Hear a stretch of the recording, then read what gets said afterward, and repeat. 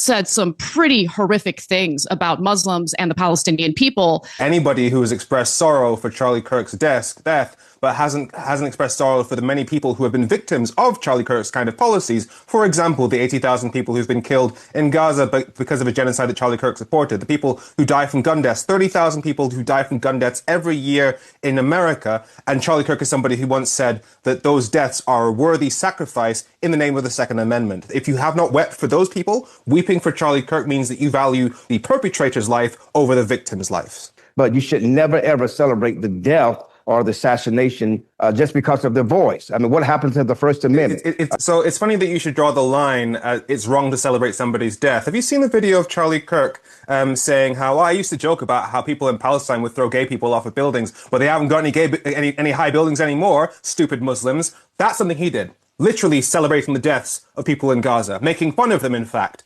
Now, it's funny that you draw the line of you can't celebrate, but he was happy to celebrate the deaths of innocent people, 80,000 innocent people. And the thing is, for me personally, I take the position of I'm indifferent. I don't care that he died. However, that is a privilege. Because me personally, I'm okay. I've got my job. Like, I'm not in poverty. I'm not being shot at by police that were fueled by the racism that Charlie Kirk purported. I'm not somebody in Gaza who fears the bombs that were paid for by a regime that Charlie Kirk supported.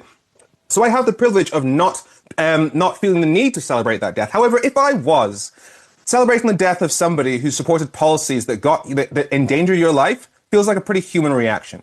Have you heard the phrase, a person is not who they were in the last conversation they had with you, they're who they've been throughout their entire relationship? There's nothing substantially that's changed in the last couple of months that would make you suddenly realize that indiscriminately bombing the homes of 2 million people suddenly is a bad thing. The only thing that could possibly have changed is the political situation, because he watched 80,000 people get murdered. He was totally okay with that. That's not true.